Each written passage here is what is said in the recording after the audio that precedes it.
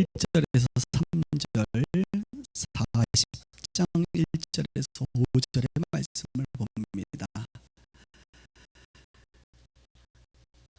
성경을 가지고 계신 분들은 오늘은 조금 펴놓으시면 좋을 것 같습니다. 구약 성경 969페이지 이사야 1장 1절부터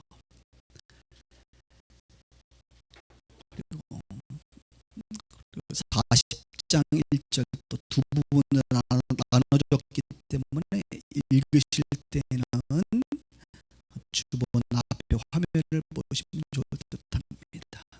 제가 합독하겠습니다. 제가 먼저 읽겠습니다. 유다 왕 우시야와 요담과 아하스와 히스기야 시대의 아모스의 아들 이사야가 유다와 예루살렘에 관하여 본 계시라. 하늘이여 들으라, 땅이여 귀를 기울이라. 여호와께서 말씀하시기를 내가 자식을 양육하였거늘 그들이 나를 거역하였도다. 소는 그 임자를 알고 나귀는 그 주인의 구유를 알건만은 이스라엘은 알지 못하고 나의 백성은 깨닫지 못하는도다 하셨도다. 40장 1절입니다. 너희 하나님이 이르시되 너희는 위로하라, 내 백성을 위로하라. 너희는 예루살렘의 마음에 닿도록 말하며 그것에게 외치라. 그 노역의 때가 끝났고 그 죄악의 사함을 받았느니라. 그의 모든 죄로 말미암아 여호와의 손에서 벌을 배나받았느니라 할지니라 하시니라. 외치는 자의 소리여 이르되 너희는 광야에서 여호와의 길을 예비하라. 사막에서 우리 하나님의 대로를 평탄하게 하라. 골짜기마다 도두어지며 산마다 언덕마다 낮아지며 고르지 아니한 곳이 평탄하게 되며 험한 곳이 평지가 될 것이요. 5절 같이 있습니다. 여호와의 영광이 나타나고 모든 육체가 그것을 함께 보리라. 이는 여호와의 입에 말씀하셨느니라. 아멘.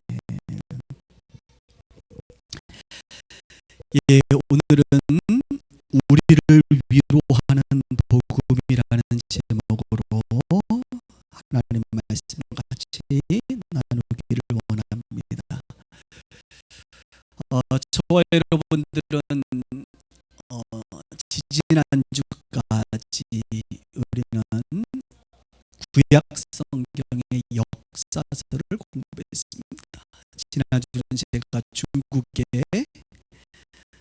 여러분들이 쓰는 표현으로 해외 출장을 다녀와서 선교를 다녀왔고요. 다시 이어서 이제 말씀을 나눌 텐데, 오늘부터는 역사서가 아니라 이제 선지서로 넘어갑니다. 그래서 여러분들이 앞에 화면을 잠깐 보실까요? 지난번에 한번 이런 자료를 여러분들에게 보여드린 적이 있습니다. 우리 비서 식구들은 이 내용이 무엇인지를 전부 다 이해할 수 있기를 바랍니다. 채울 수 있기를 바랍니다. 그래서 구약의 역사, 시간의 흐름에 따른 내용들, 성경의 내용들을 살펴봤죠. 창세기, 출애굽기, 레위기, 민수기, 신명기, 여호수아, 사사기, 룻기, 사무엘 상하, 열왕기 상하, 역대 상하,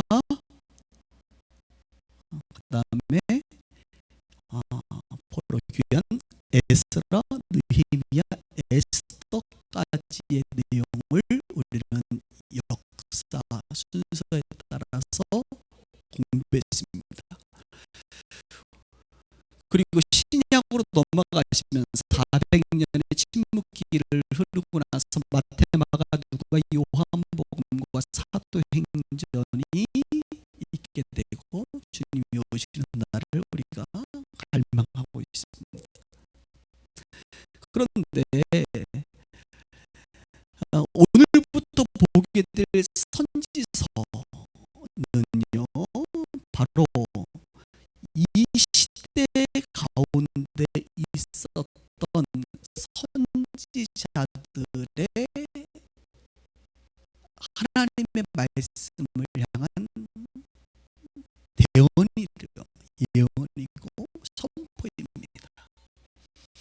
그래서 이 내용을 조금 더 자세하게 우리가 보시면, 자, 이런 식으로 그림이 그려졌습니다. 아시겠어요? 복잡한가요? 북이스라엘과 남유다가 통일왕국 시대에 사울, 다윗, 솔로몬이 있었고요. 그다음 북쪽으로는 여로보암과 남쪽으로 르호보암에 의해서 19명의 북쪽 왕들과 20명의 남쪽 왕들이 있었지요. 그리고 에스라, 느헤미야가 있었습니다. 요 시대 가운데 무려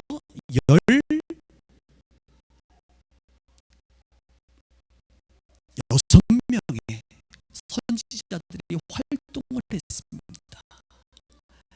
그런데 여러분, 이사야, 예레미야가 있으길래 다니엘까지 대선지서를 5개로 우리가 구분하고 소선지서를 12개를 구분합니다. 그래서 총 17개의 선지서가 있어요. 왜 대고 왜 소냐? 두꺼워, 내용이 많아서 대고, 내용이 적어서 소예요. 그래서 대선지서와 소선지서 해서 총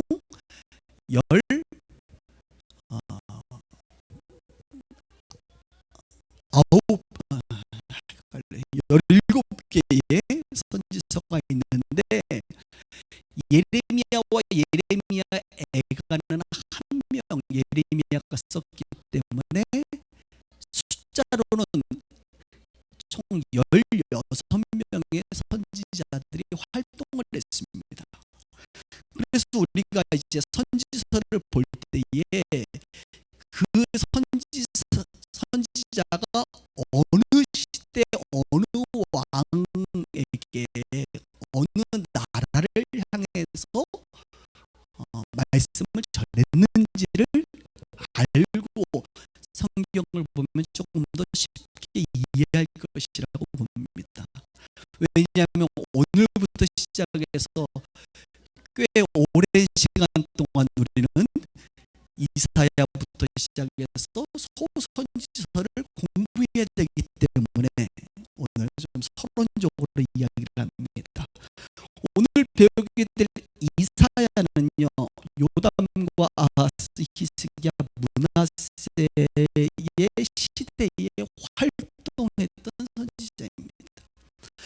그리고 이 시대에 활동했던 선지자 중에 한 명이 미가라는 선지자입니다. 그리고 그들은 동일하게 남쪽 유다 민족을 향한 하나님의 말씀을 선포했고요. 물론 이방 나라들의 내용도 조금씩 포함되어 있습니다. 조금 더 자세히 보시면 약간 파란색으로 되어 있는 것은 남유다를 향한 선포이고, 위에는 북이스라엘을 향한 선포가 있고요. 3명은 이방 나라들을 향한 하나님의 메시지를 전달하는 선지자라고 여러분들이 이해를 하시면 되겠습니다.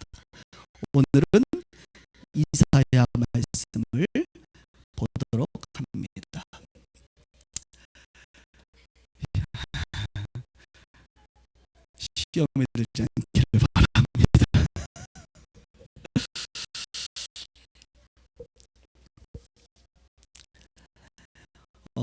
선지서에 대해서 여러분이 서론적으로 좀 이해하실 것은, 선지서의 내용 중에 메시아 예수 그리스도의 오심에 대한 이야기들, 그분에 대한 이야기가 약 2% 정도를 포함하고 있습니다. 그리고 신약 시대, 지금 구약의 이야기 아닙니까? 신약 시대의 이야기가 무려 5%에 해당됩니다. 그리고 신약 시대 이후에 장래와 미래에 대한 실제적 예언은 1%의 내용에 불과합니다. 그러니까 무려 8%의 내용이 구약 시대가 아닌 신약 시대 이후의 이야기라는 거예요. 그러면 구약 선지자들의 예언은 중간기를 포함해서 무려 92%가 이미 완성된 이야기라는 사실이죠. 조금 더 나아가서 우리는 신약 이후의 삶을 살아가고 있는 자들 아닙니까? 예수님의 오심과 사도들의 이야기, 그리고 마지막 때를 우리가 살아가고 있는데, 지금 우리가 살아가는 이 시대로 이야기하면 구약의 선지자들의 선지서의 내용 중에 약 1%만이 완성되지 않고 무려 99%가 이미 완성되었다라고 하는 것입니다. 무엇을 말씀드리려고 하냐면, 가끔 이단 사이비들 중에 구약의 선지서를 가지고 자꾸 앞으로의 이야기, 지금 우리가 살고 있는 시대 이후의 이야기를 자꾸 설명하는 분들이 있어요. 여러분, 그 내용은 뭐 이사야라든지 다니엘의 마지막 부분들을 제외하고 대부분 다 완성됐어요. 한 1% 남았어요. 오히려 요한계시록을 통해서 우리가 좀 미래적인 사실을 알 수가 있는 것이죠. 그런 면에서 우리는 이미 우리 입장에서 시간적으로 완성된 99%의 이야기를 보게 될 것이라는 것입니다. 종말론에 대한 구약의 선지서로 종말론을 해석하는 것은 매우 무리수일 수 있다라고 하는 것을 여러분들 참고하시면서 미혹을 당하지 않는 우리 성숙한 빗속의 식구들 되기를 주님의 이름으로 축복합니다. 또 하나, 우리가 선지서를 공부하면서 하나 알아야 될 것은, 하나님께서는 선지서를 통해서 우리 가운데 뭔가를 말씀하세요. 이것은 곧 우리의 삶이 운명론적으로 결정되지 않았다는 것을 말합니다. 운명론적이지 않아요. 기독교는 다른 종교와 달라요. 운명론적으로 뭔가 결정되어 있지 않아요. 우리는 운명론의 반대말 비운명론, 이거 좀 이상하죠? 자유의지론, 그렇습니다.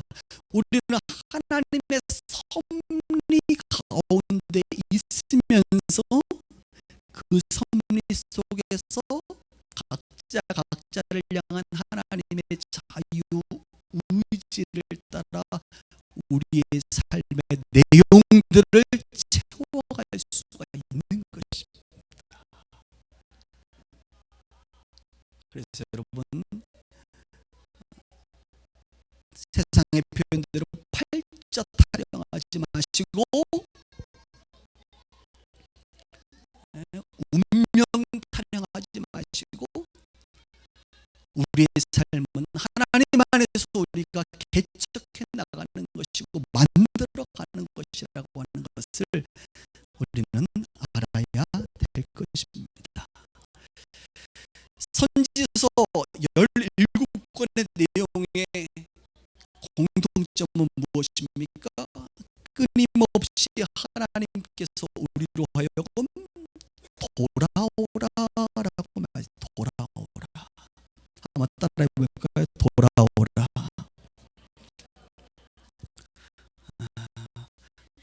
앉으라.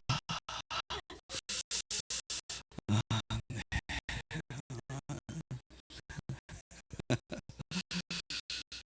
돌아오라. 하나님은 끊임없이 하나님의 백성들에게 돌아오라라고 말씀하고 있어요. 이 돌아오라라고 하는 메시지는요, 감정적으로 하나님의 그 애절한 외침이다라고 저는 보고 싶어요. 자녀들을 향하여 돌아오라라고 하는 애절한 외침. 그 애절한 외침은 곧 하나님의 사랑의 외침이기도 합니다.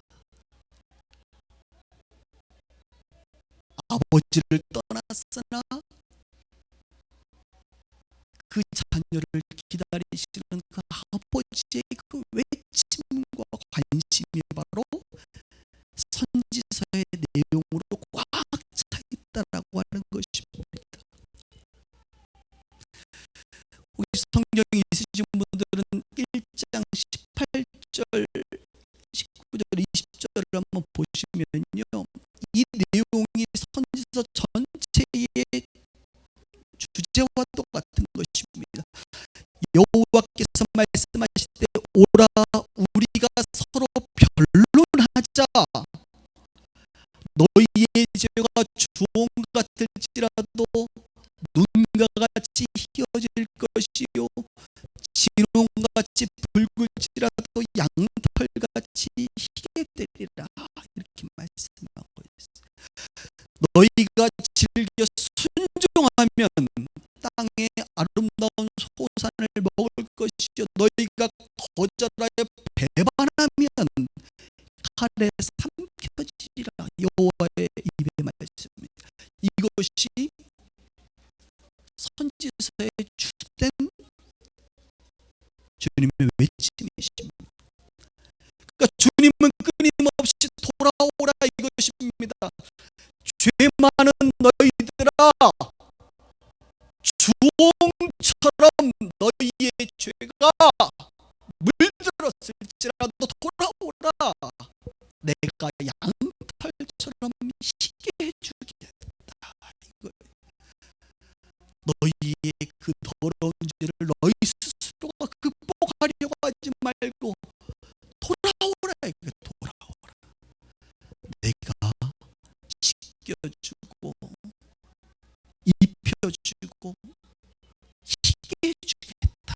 이렇게 말씀하고 있습니다. 그러면서 뭐라고 얘기합니까? 두 가지를 얘기해요. 순종하면, 너희들이 순종하면 축복을 받을 것이고 너희들이 거절하면 고통 가운데 있을 것이다라고 말하고 있습니다.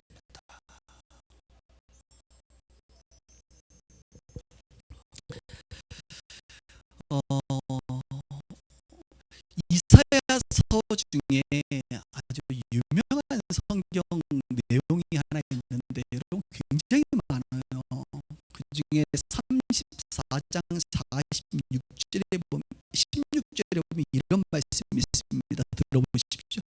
너희는 여호와의 책에서 찾아 읽어보라. 이것들 가운데 빠진 것이 하나도 없고 제짝이 없는 것이 없으리니 이는 여호와의 입이 이를 명령하셨고 그의 영이 이것들을 모으셨음이니라. 한 번씩 들어보셨죠? 성경은 빠진 것이 없고 제짝이 없고 하나님께서 이것들을 모으셨구나. 그렇습니다. 우리가 가지고 있는 성경의 말씀은 하나님의 감동으로 된 것이라고 디모데후서 3장 16절에는 말씀하고 있습니다. 하나님의 감동으로. 그리고 이사야서는 뭐라고 얘기해? 하나님께서 명령하시고 하나님의 영이신 성령께서 이것을 모으셨다라고 하는 것입니다. 하나님의 사람들을 통하여 쓰게 하시고 이것들을 모으신 분이 누구세요? 성령님이세요. 그래서 성경의 저자는 하나님이십니다. 이 하나님께서 성경의 내용을 뭐라고 얘기하냐면 모든 것 중에 빠진 것이 없다. 이거 굉장히 중요한 얘기예요. 빠진 것이 없다. 뭘 안 빠뜨렸다는 거예요?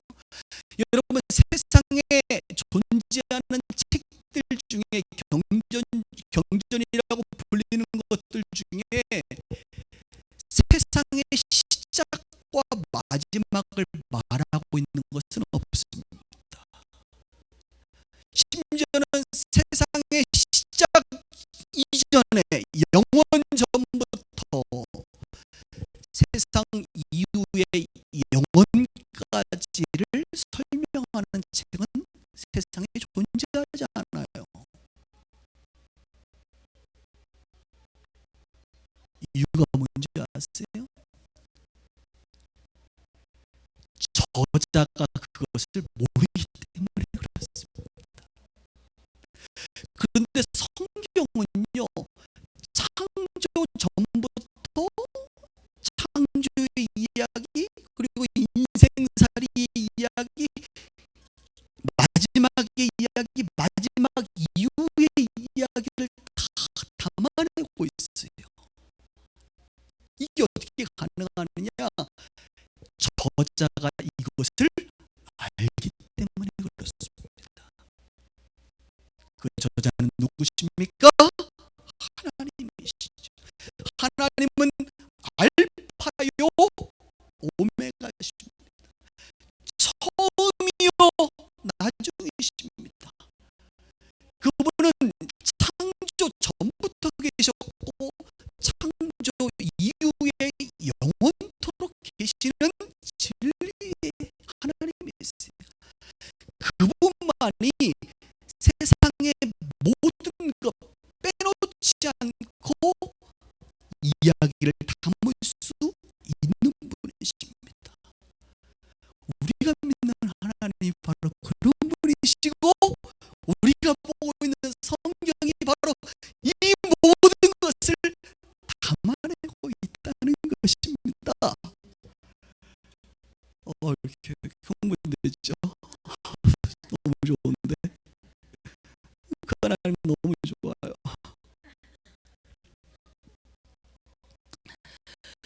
또 여러분, 제짝이 없는 것이 없다 그러잖아요. 짝이 없는 것이 없다. 아직 여러분들이 짝이 없는 게 있던데요. 그건 뭐예요? 짝을 못 만나서 그런, 여러분 연구를 들으셔서 그래요.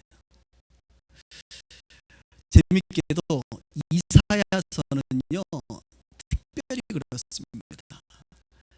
신약 시대에 넘어가서 나아가서 세례 요한이라든지 예수님이라든지 또 사도들에 의해서 서신서들을 보면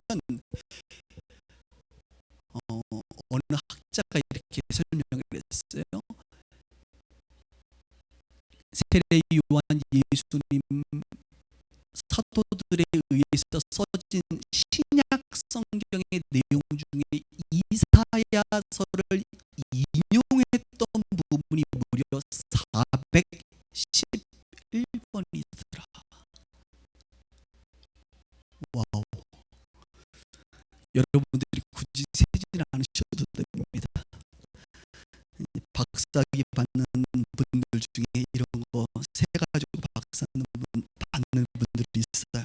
그러니까 411번이라고 하는 이 많은 내용이 이사야를 인용하고 있어요. 그래서 이사야를 정말로 제대로 알고 싶으면 신약을 잘 알면 그곳에 짝이 있습니다.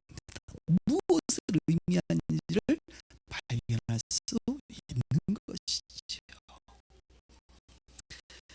그런 면에서 이사야서는요, 성경 66권의 축소판이다라고 이야기할 수 있습니다. 또 우리가 이것을 이야기할 수 있는 이유는 이사야서가 총 몇 권으로 되어 있죠? 몇 장으로? 66장입니다. 66장 하니까 뭐가 생각나요? 성경이 몇 권으로? 66권으로 되어 있어요. 이사야를 두 부분으로 나눌 수가 있거든요. 1장부터 39장까지를 나눌 수 있고 40장부터 66장까지를 나눌 수 있습니다. 이게 뭔 얘기죠? 구약이 39권, 신약이 27권인 것처럼 이사야는 1장부터 39장까지를 하나님의 창조와 타락과 심판에 대해서 말씀하시고 40장부터 복음에 대해서, 구원에 대해서, 그리고 영원한 세계 천국에 대해서 말하고 있다는 것입니다. 그래서 이사야를 연구하면 연구할수록 이것은 성경 66권의 축소판이구나라고 하는 것을 우리는 발견할 수가 있습니다. 오늘 그 축소판을 여러분들과 남은 시간 나누기를 원합니다. 여러분 주보 1절부터 3절까지 한번 볼까요?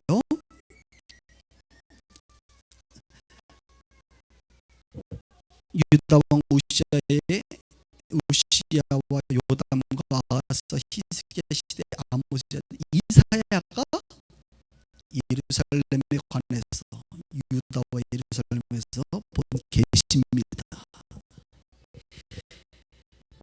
2절 중간에 보니까 내가 자식을 양육하였거늘 그들이 나를 거역하였다라고 말합니다. 소도 그 임자를 알고 나귀도 그 구유를 알건만은 주인의 구유를 알건만은 이스라엘은 알지 못하고 나의 백성은 깨닫지 못한다라고 성경은 말하죠. 저를 보세요. 여러분 이 내용을 보면서 여러분들이 혹시 창세기를 연상할 수 있을까요? 내가 자식을 양육하였거늘 그들이 나를 거역하였다. 누가 떠오릅니까? 아담이 떠오르죠. 하나님께서 아담을 창조하시고 아담을 양육하였거늘 아버지가 되셨거늘 그들이 나를 거역하였다.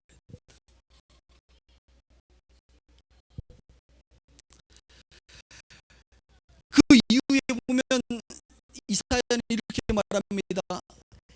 행위가 부패한 자식 같다 라고 이스라엘 백성들을 말합니다. 그러나 저는 아담도 클로즈업돼요. 오버랩되고 있어요.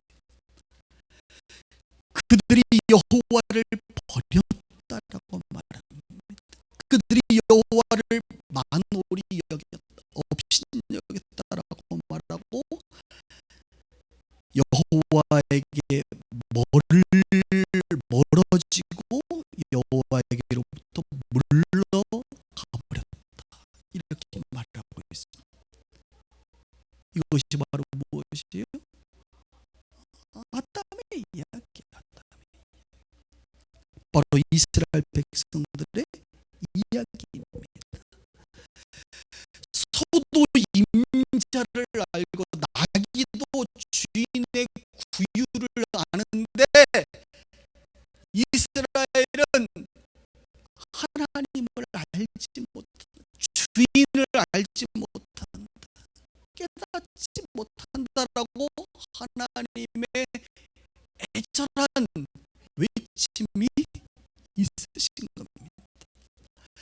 그리고 그들의 죄는 어느 정도였는고 10장 2절에 보니까 가난한 자를 불공평하게 판결하여 가난한 내 백성의 권리를 박탈하며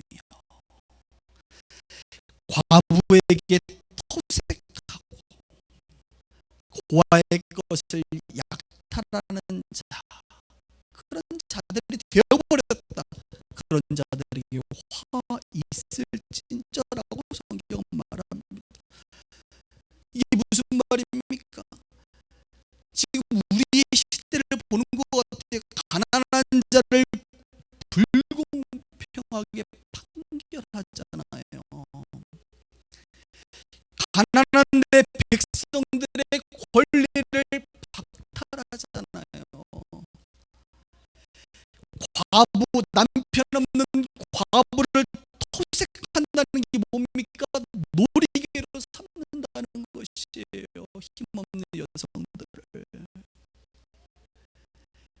고아, 힘없는 아이들, 고아의 것을 약탈하는 것, 이런 것들이 이스라엘 백성들에게 있었던 죄악들이었다라는 관심입니다.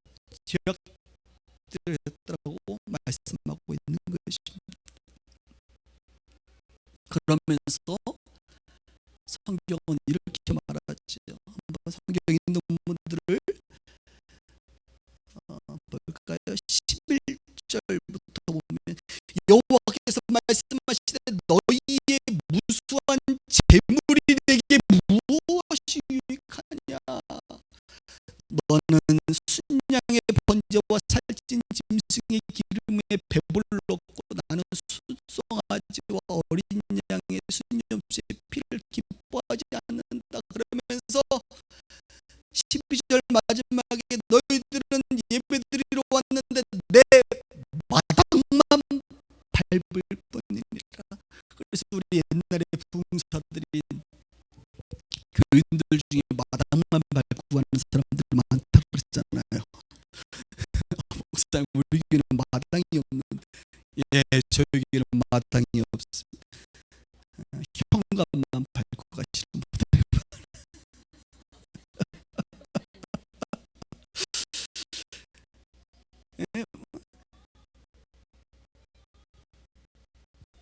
헌금 준비하고 예배로 나오고 시간대 맞춰서 왔는데 영과 진리로 예배하지 않고 마당만 밟고 가는 인생들이라는 거예요. 하나님의 눈에는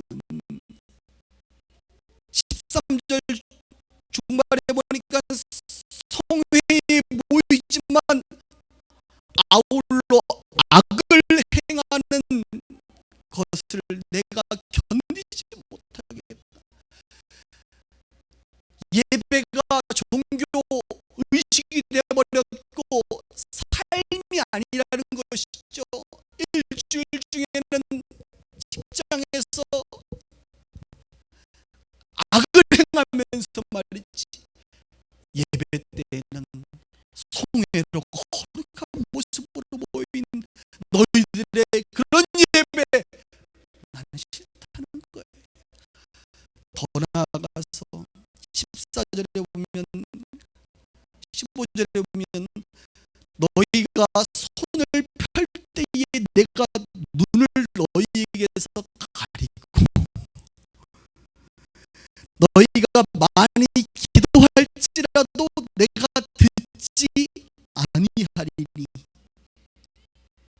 기도하면 들으셔야 되는데 안 듣겠다는 거예요. 하나님께서 이는 너희의 손에 피가 가득함이라.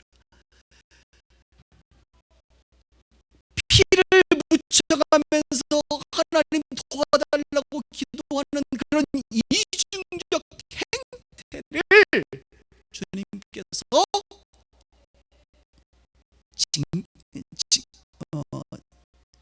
알려주시는 거죠.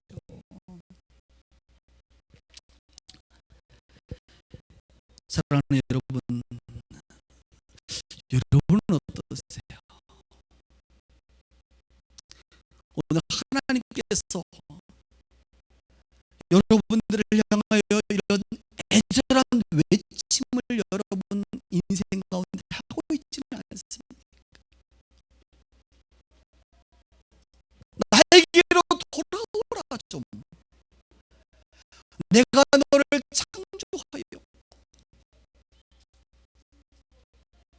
내가 너를 모태에서 조성하였는데 서두임자를 알고 나기도 하는데 어찌 너희들은 모르고 여전히 이런 죄 가운데 빠져 있느냐라고 말하는 것이죠.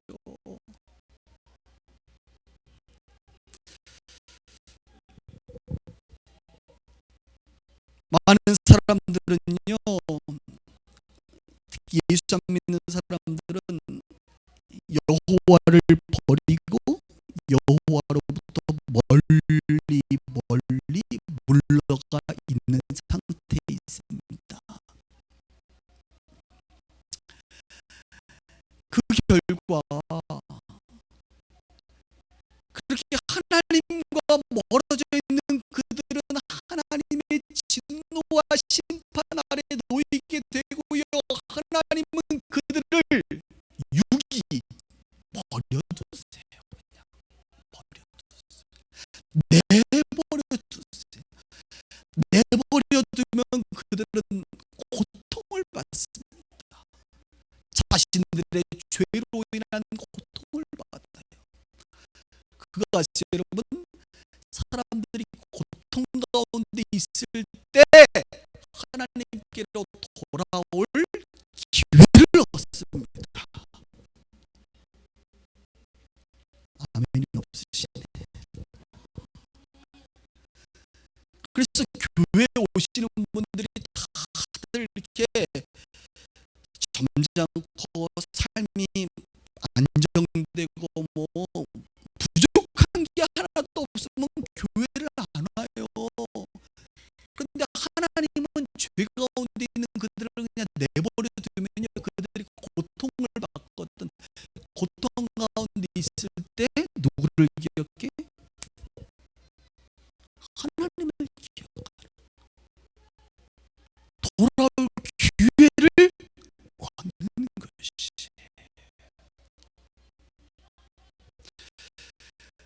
제가 이제 남양주 별내에 살거든요. 여러분 아시죠? 얼마 전에 들은 이야기로 데이터를 좀 봤는데요.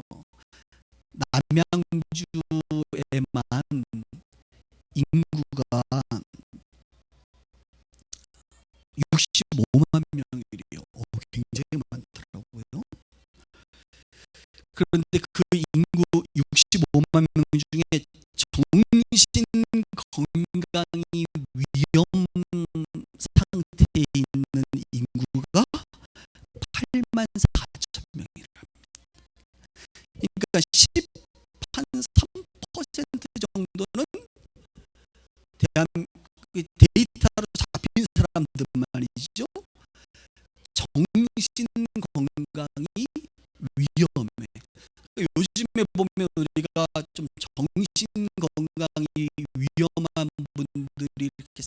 사고를, 물론 멀쩡해도 사고 내요 사람들이. 근데 멀쩡해서 사고 내는데 그게 멀쩡한 게 아닌 거죠. 어떻게 보면 결과로 보면. 우리가 이런 시대를 살고 있습니다. 혹시 여기 계신 분들 중에 정신 건강에 고위험군에 해당되시는 분들이 있습니까? 잘 오셨습니다. 우리에게는 그런 분들 사랑해.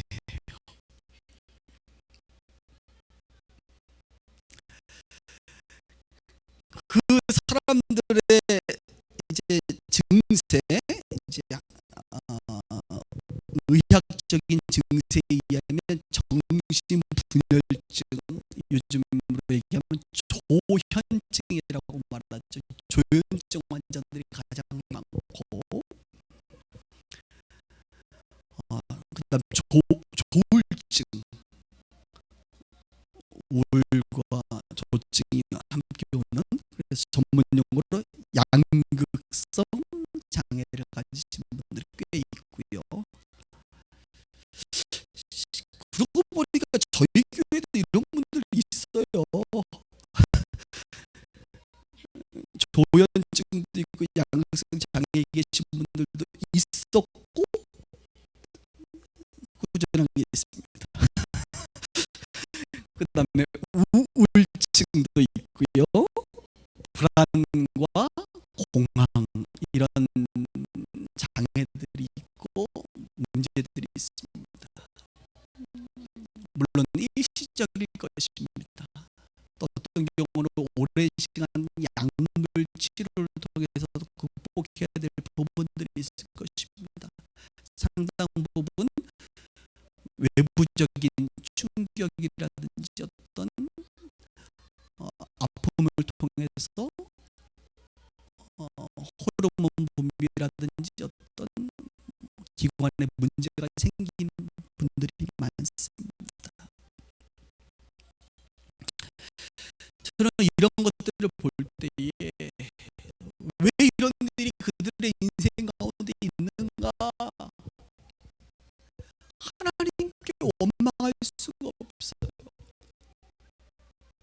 하나님께로 돌아오지 않고 여전히 죄 가운데 살아가는 수많은 사람들이 죄의 영향, 마귀의 영향 가운데, 그죠? 이 왜곡되고 망가져버린 자기 인생 가운데 받는 고통이라 이거. 그럼 이런 고통 있는 자들이 어떻게 되는 겁니까? 하나님께로 돌아오는 것이죠. 그래서 요한삼서 1장 2절에 제가 요즘 좋아하는, 영혼이 사랑하는 자의 내 영혼이 잘됨 같이 범사가 잘되고 강건하기를 원하노라. 저 요즘에 이 말씀 너무 좋아해요. 여러분, 영혼이 잘돼야 범사가 잘돼요. 할렐루야. 범사가 잘돼야 인생이 강건합니다. 범사가 요즘에 힘드신 분들을 너무너무 강건하지 못하고 그냥 시들시들하시고 스트레스 받고 입맛 떨어지고 살쪽 좁아지고 뭔가 자꾸 흰머리 생기고, 그렇죠? 그러잖아. 그러니까 범사가 잘 돼야 강건하는데, 그 범사가 잘 되려면 영혼이 잘 돼야 돼요. 우리에게 영과 혼과 육이 유기적으로 연결되어 있습니다. 뭐 이런 정서적인 부분들을 잠깐 얘기는 했지만 우리 인생 가운데 많은 고통들이 있어요. 하나님을 떠나 살아갔던 인간들에게 찾아오는 고통입니다. 이런 고통들이 있을 때 거기에 머물러 있지 말고 우리 주님께서는 뭐라고 얘기하는 거예요? 돌아오라. 돌아오라. 돌아가면 뭐가 있는데요? 회복이 있고 구원이 있고 치료가 있고 위로가 있다는 것입니다. 할렐루야. 이게 복음이에요. 왜 오늘 이사야서를 말하면서 저는 우리를 위로하는 복음이라 이렇게 설교 제목을 잡았는 줄 알았어요.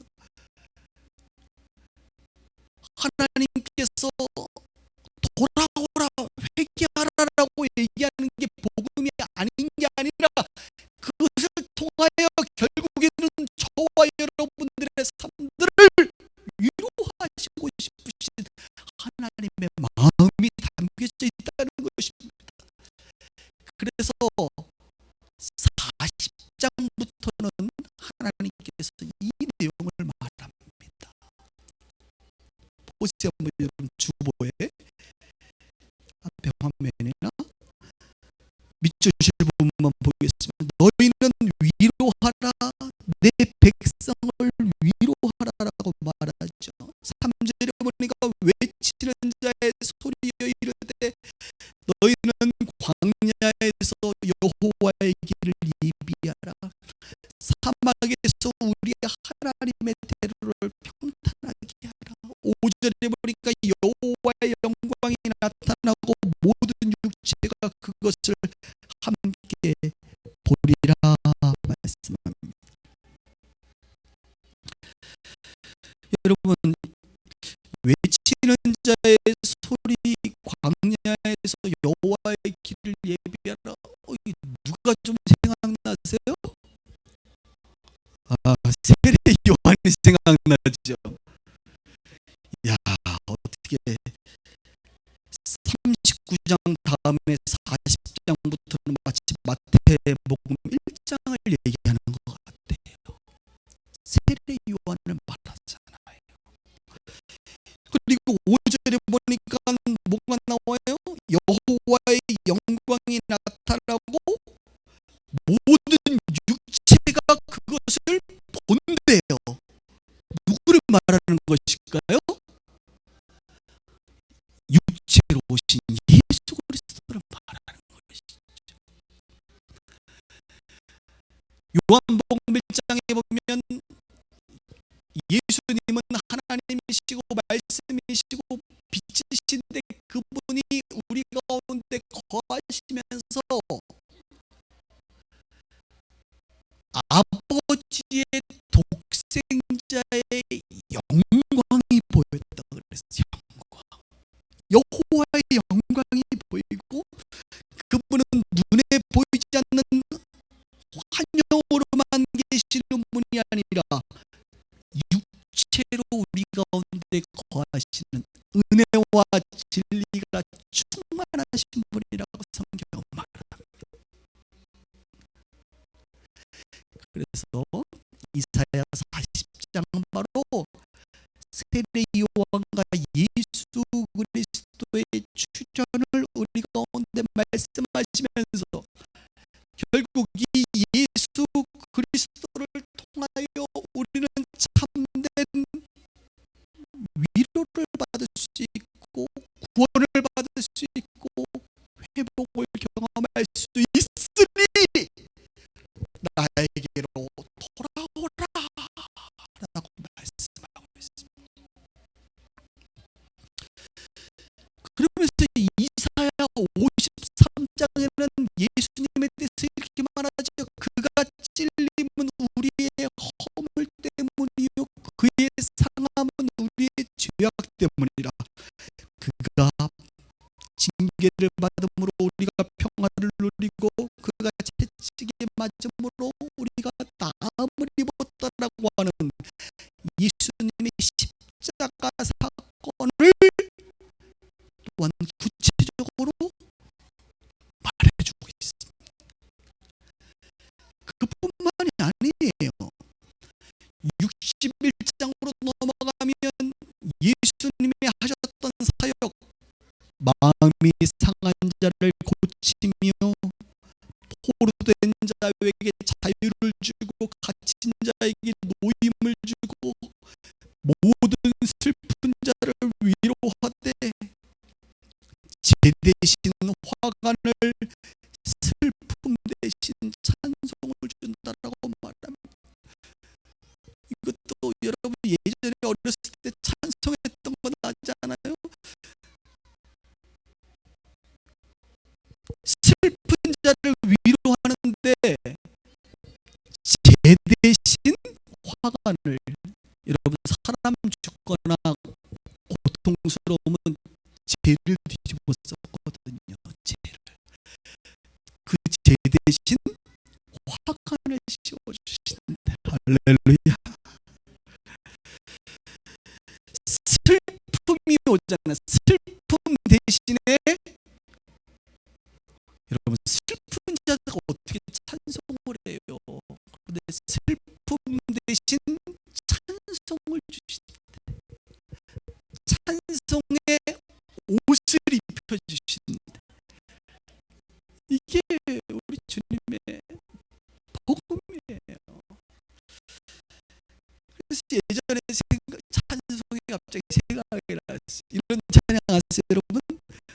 내 손을 주께 높이 듭니다. 내 찬양 받으실 주님. 그 다음 내 마음을 주께 활짝 엽니다. 내 찬양 받으실 주님. 그 다음 뭐라 그래요? 슬픔 대신 희락을 죄 대신 화관을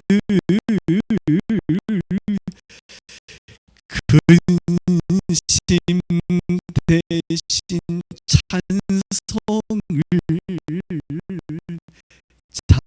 찬송을 찬송의 옷을 주셨네. 뭐 이런 찬양 아시죠? 아, 이거 참 좋다. 그래서 이사야 보면요, 여러분들이 불렀던 찬송이 굉장히 많이 나와요. 오늘 여러분들 아까 불렀던 물 가운데 지날 때도 불 가운데 지날 때도 두려워 말라, 오늘 이사야에 나오는 말씀들 다 우리 주님이 우리를 위로하시는 것입니다. 그리고 이사야서 마지막 장 마지막 문단은 이렇게 끝납니다. 66장의 마지막 문단은 내가 지을 새 하늘과 새 땅이 내 앞에 항상 있을 것 같이 너희 자손과 너희 이름이 항상 있으리라 여호와의 말이리라. 이게 뭐예요? 요한계시록이잖아요. 새 하늘과 새 땅을 말하고 있어요. 그래서 이사야를 향하여 성경의 축소판이다라고 말하고 있는 것입니다. 그리고 성경의 주제는 무엇입니까? 예수 그리스도.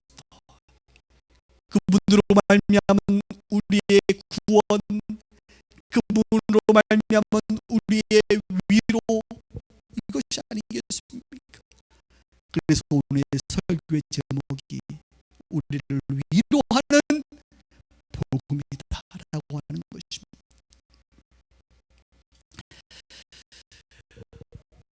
하나님이 우리를 얼마나 사랑하고 힘주시고 위로하는지 어떻게 설명을 할까 고민하는 중에 이사야 그냥 성경 말씀을 좀 읽어줘야겠다. 40장 이후부터 얼마나 주옥 같은 그리고 듣는 중에 이 말씀 오늘 내가 붙잡아야겠다라고 느껴지시면 아멘으로 붙잡으시기를 바랍니다. 제가 40장부터 좀 찾아보면서 읽어볼게요. 성경에 있는 분들은 같이 따라와도 좋습니다. 40장 28절에 보니 이런 말씀이 있네요. 너는 알지 못하느냐, 듣지 못하느냐, 영원하신 하나님 여호와 땅 끝까지 창조하시는 피곤하지 아니하시며 곤비하지 아니하시며 명철이 한이 없으시며 피곤한 자에게는 능력을 주시며 무능한 자에게는 힘을 더하시나니 소년이라도 피곤하여 곤비하며 장정이라도 넘어지며 쓰러질 때 오직 여호와를 앙망하는 자는 새 힘을 얻으리니 독수리가 날개치며 올라감 같을 것이요 다른 박질하여도 곤비하지 아니하겠고 걸어가도 피곤하지 아니하리라. 아멘. 41장 10절 그 유명한 말씀 있지 않습니까? 식당하면 가끔 써있는 말씀이요. 두려워 말라 내가 너와 함께함이니라. 놀라지 말라 나는 내 하나님이 됨이니라. 내가 너를 굳세게 하리라. 참으로 너를 도와주리라. 참으로 나의 의로운 오른손으로 너를 붙들리라.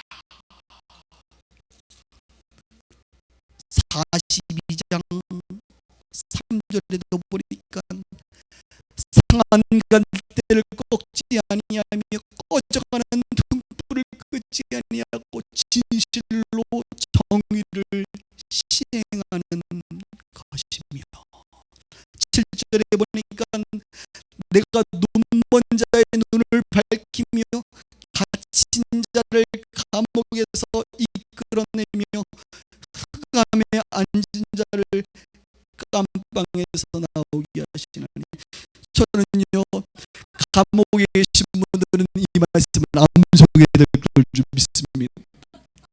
갇힌 자를 감옥에서 이끌어내시며 흑암에 앉은 자를 깜방에서 깜방에서 나오게 하시리라. 야, 저는 우리가 혹시 나중에 교도소 사역을 할 날이 올 것입니다. 분명히 가서 예비하면 저는 이 말씀으로 설교를 할 것입니다.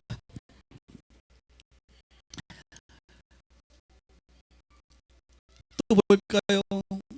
43장 1절부터 그 유명한 말씀, 야곱아 너를 창조하신 여호와께서 지금 말씀하시느니라. 이스라엘아 너를 지으신 이가 말씀하시느니라. 너는 두려워 말라.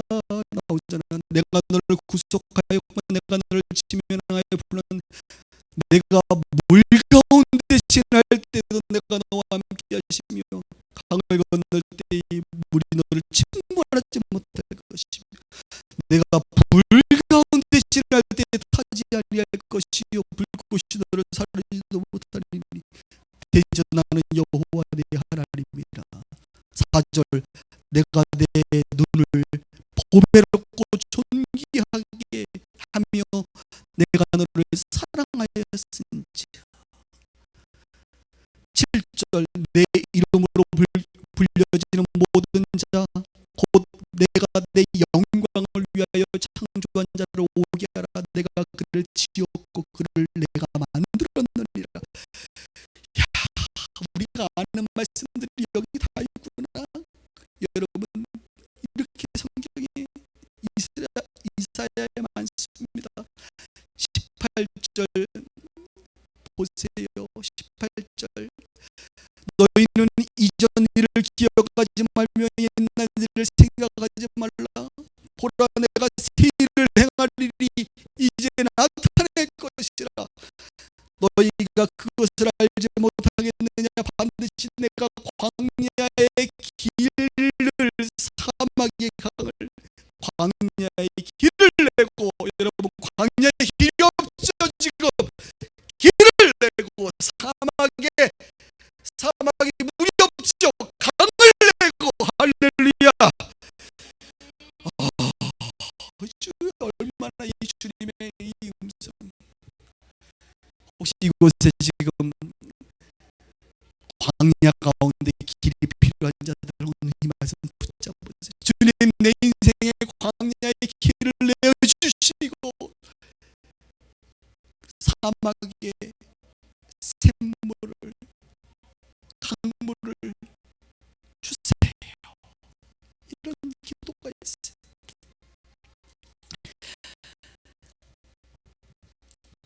언제까지 봐야 되지요? 48장 17절 보세요. 48장 17절 더 넘어가서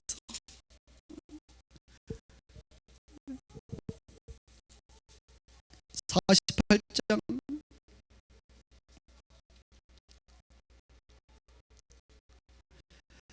너희의 구속자시여 이스라엘의 거룩하신 이신 여호와께서 이르시되 나는 내가 유익하도록 가르치고 너를 마땅히 행할 길로 인도하는 내 하나님 여호와.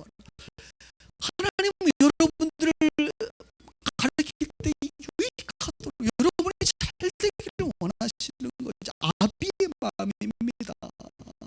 아비의 마음.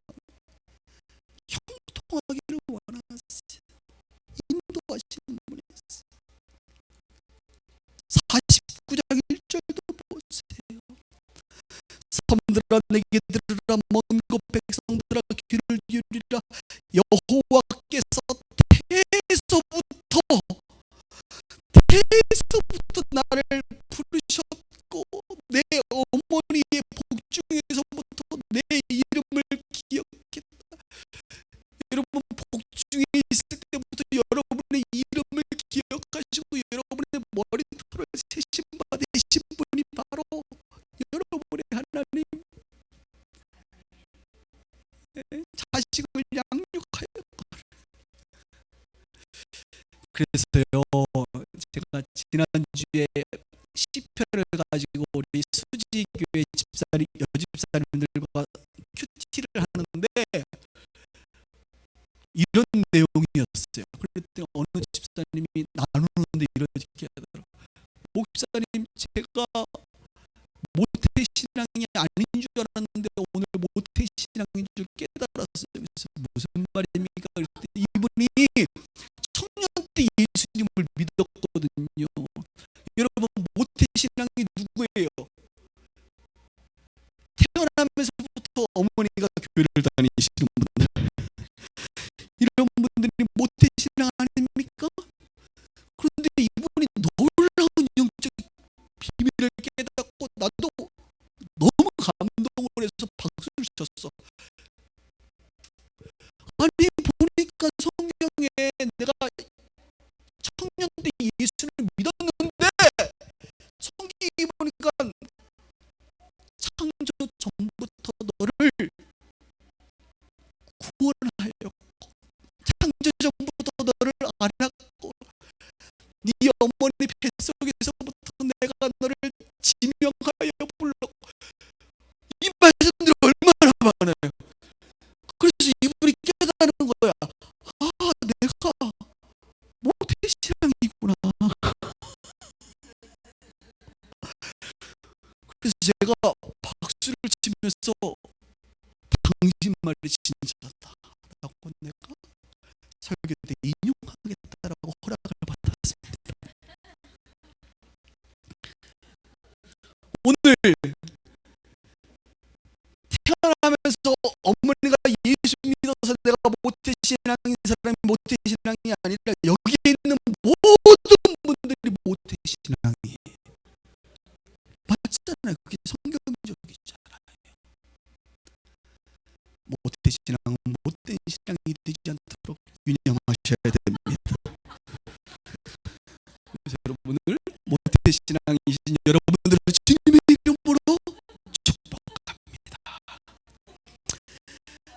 마지막 한 절 보고 끝낼게요. 49장 13절 보세요. 오늘 설교의 제목처럼 49장 13절 이렇게 말합니다. 하늘이여 노래하라, 땅이여 기뻐하라, 산들이여 즐겁게 노래하라. 여호와께서 그의 백성을 위로하셨은지. 여호와께서 그의 백성을 위로하셨은지. 그의 고난당한 자를 긍휼히 여기실 것임이니라. 이것이 복음이라는 거예요.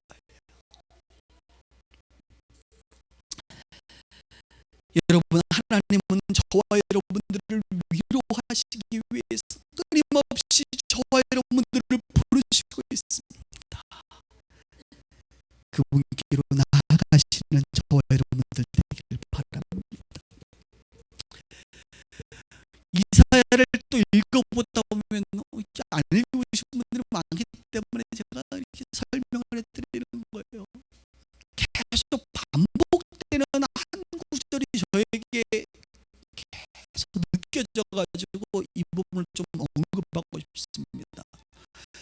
성경에 보면 40장 이후부터 계속적으로 주님께서 반복하는 한 단어가 문장이 있습니다. 이런 문장입니다. 나 외에 다른 이가 없느니라. 나 외에 다른 신이 없느니라. 이 말을 주님께서 계속 반복하세요. 한 예로 45장 6절에 보니까 이런 말씀이 있습니다. 해 뜨는 곳에서부터 해 지는 데까지 나밖에 다른 이가 없는 줄을 알리라 하리라. 나는 여호와라, 다른 이가 없느니라. 이것도 노래죠? 해 뜨는 데부터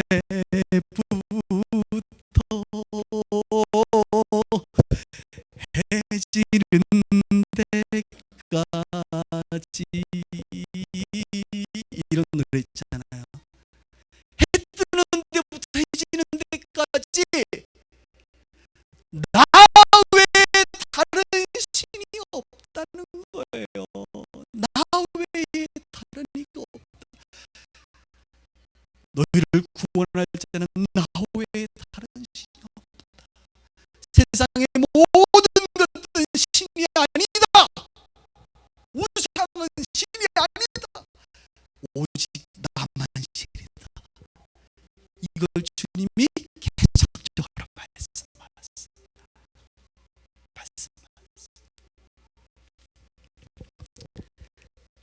그러니 다른 이가 아닌 진정한 신 앞에 나오라는 것입니다. 말씀을 정리하겠습니다. 저는 지난주에 이제 중국을 7일간 갔다 왔는데 한 20시간 정도 강의를 이제 하고 왔어요. 세 곳에서 장애인 신학교에서 강의를 하고, 그 다음에 한족교에서 재직 세미나를 하고, 우리 서운교회 가서 부흥회를 이제 하고 왔는데요. 많이 힘들었습니다. 그래서 얼마나 사람이 몸이 힘들면 작은 말에도 상처가 되고 작은 말에도 위로가 되거든요.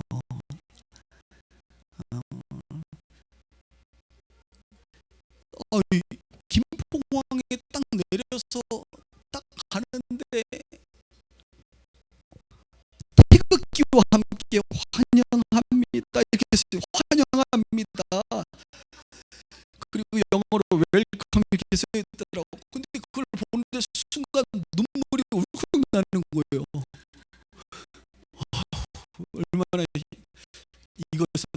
제가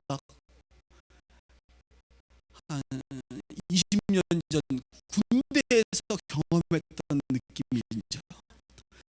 군대에서 훈련을 엄청나게 힘들게 한 2주간 받고 나서 교회라는 곳을 딱 가면요, 우리 집사님들이 통로를 다니면서 크리넥스 티슈를 이렇게 막 던져요. 왜냐하면 교회 가면 그냥 무슨 찬양이에요? 내게 강 같은 평화 부르는데 눈물이 계속 나. 사람이 몸이 힘들면 당신은 사랑받기 위해 태어난 사람도 눈물이 나. 근데 제가 이번에 성교가 너무 힘들었던 것 같아. 지쳤던 것 같아. 그래서 환영합니다는 눈물이 나오더라고. 아우, 감동이었어요. 혹시 교회 와서 자꾸 우시는 분들은 지금 뭐가 되게 힘드신 거예요. 그럴 때 사랑하는 내 아들 딸들아, 너는 존귀한 자다, 이 한마디가 그냥 눈물이 나게 하는 거. 그게 위로가 되잖아요. 제가 중국 갔을 때 이번에 이제 우리 한족교회 이제 재직 세미나를 하는데, 우리 그 교회는 남자 목사님도 목사님이시고 사모님도 목사님이십니다. 그래서 두 목사님이 이제 계시는데 통역을 주로 이제 사모 목사님이 하세요. 근데 그 사모님이 오랜만에 이제 만났는데 얼굴이 너무 밝으신 거야. 원래 그분이 얼굴이 밝은 스타일이 아니거든요.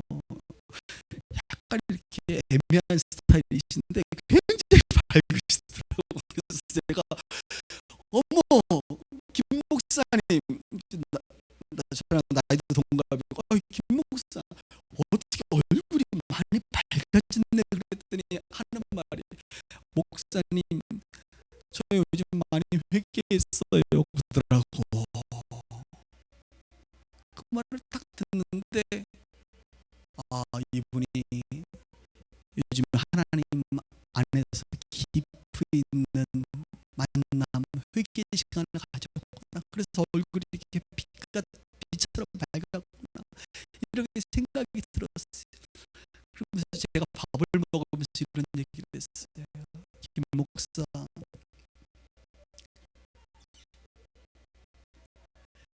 당신 책망하는 사람 없지, 이렇게 얘기했어요. 당신을 향해 혼내주는 사람 없지. 그랬더니 갑자기 밥을 먹다가 숟가락 냈더니 뭐라 그랬냐면, 목사님 예전에는 자기가 전도사 때고 저기 동북에 하얼빈에 있을 때는 우리 목사님이 자기를 많이 혼내줬고, 또 한국에 오시는 선교사님들 선생님이라 그러는데 선생님들이 와서 자기를 많이 혼내줬는데 지금은 상해에서 멀쩡하게 목회하고 하니까 아무도 저를 책망하고 혼내주는 사람이 없어요. 그래서 제가 나도 그래. 근데 그게 비극이요, 이렇게 얘기했어요. 여기 계신 분들 마찬가지예요. 여러분들 혼내는 사람이 있습니까? 정신 차려라, 그렇게 하면 안 된다. 책망하는 사람이 있어요. 여러분에게 성인이 되면요, 책망의 소리를 누군가에게 듣지 못해요. 저를 누가 책망하겠어?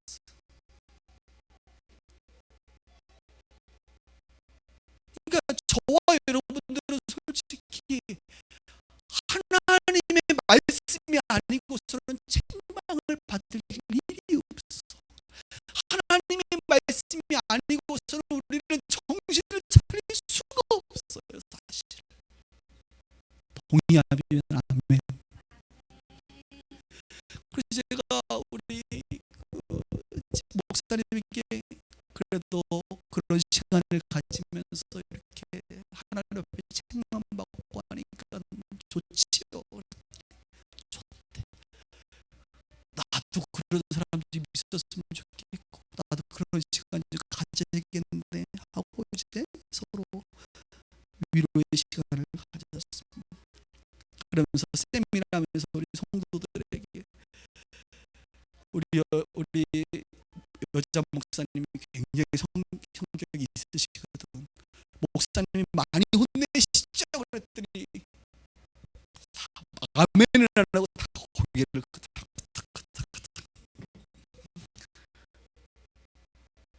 책망 받을 수 있을 때가 행복한 겁니다. 이런 얘기를 했어요. 여러분, 오늘부터 시작되는 이사야의 말씀, 계속적인 선지서는 우리 가운데 책망합니다. 회개하라, 정신 차려라. 지난주 데살로니가후서 말씀은 게으르지 마라.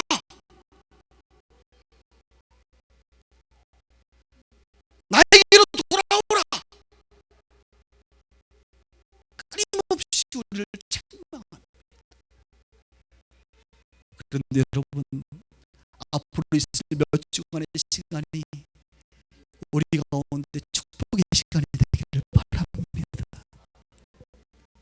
하나님의 책망을 받고 우리가 주님께로 돌아가고 정말 하나님의 사랑받는 아들, 딸들로 또 주님의 위로도 받고 하면서 주님의 사람으로 온전히 변화될 수 있는 시간 되기를 주님의 이름으로 축복합니다.